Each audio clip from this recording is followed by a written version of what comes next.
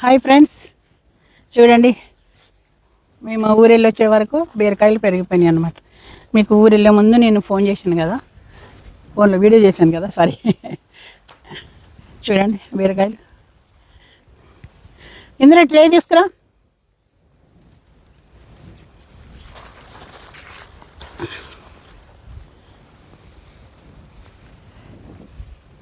ఎన్ని ఉంటాయని కోసేద్దాం ఈసారికి.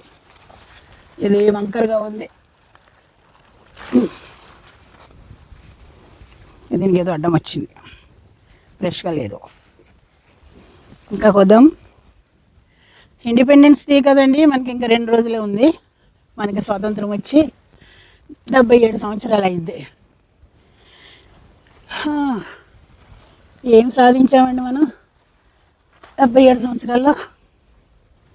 ఏదైనా సాధించామంటే యూట్యూబ్లో సాధించాం. యూట్యూబ్లో వీడియోలు పెట్టుకోవడానికి అందరికీ ఛాన్స్ దొరికింది. మూలనున్న ముసలమ్మలు పసిపిల్లలతో సహా యూట్యూబ్లో స్టార్ట్ చేశారు. చూసారా? ఒకప్పుడు ఎవరు టాలెంట్ చూపించాలంటే సిగ్గుపడేవారు. ఇప్పుడు అదేం లేదు. డైరెక్ట్ డ్యాన్సులు కానీ వీడియోలు కానీ ఏదైనా ఎవరి టాలెంట్ వాళ్ళు చూపిస్తున్నారు యూట్యూబ్ల వల్ల. అవును కదా? ఈ బీరకాయలు కోసి చూపించేవారు ఎవరైనా? నేను చూపిస్తున్నాను యూట్యూబ్లో.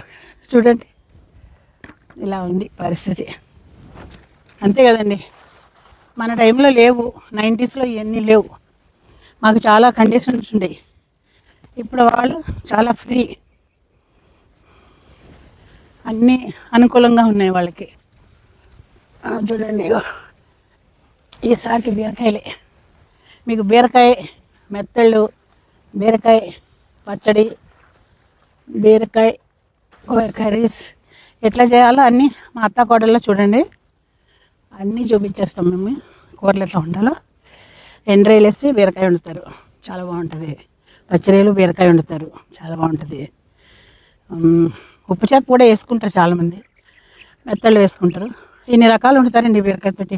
పప్పు బీరకాయ మెయిన్, నాన్ వెజ్ తినే వాళ్ళకి పప్పు బీరకాయ. ఇవ్వండి మా బీరకాయలు. ఈసారి కోసాం, ఫస్ట్ టైం కోయడం అన్నమాట ఇది మాకు స్వాతంత్రం వచ్చిన తర్వాత బీరకాయలు వచ్చినాయి అన్నమాట మాకు.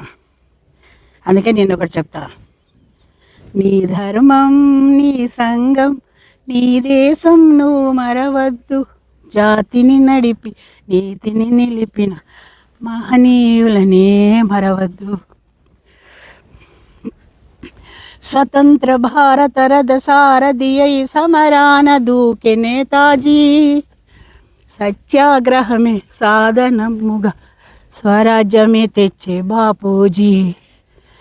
గుండుకెదురుగా గుండె నిలిపెను ఆంధ్రకేసరి టంగుటూరి, తెలుగు వారికొక ఆయాసం వస్తుందండి, రాష్ట్రం కోరి ఆహుతి ఆయను అమరజీవి.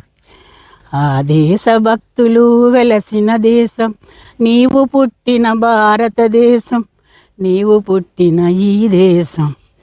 నీ ధర్మం నీ సంఘం నీ దేశం నువ్వు మరవద్దు, జాతిని నడిపి నీతిని నిలిపిన మహనీయులనే మరవద్దు.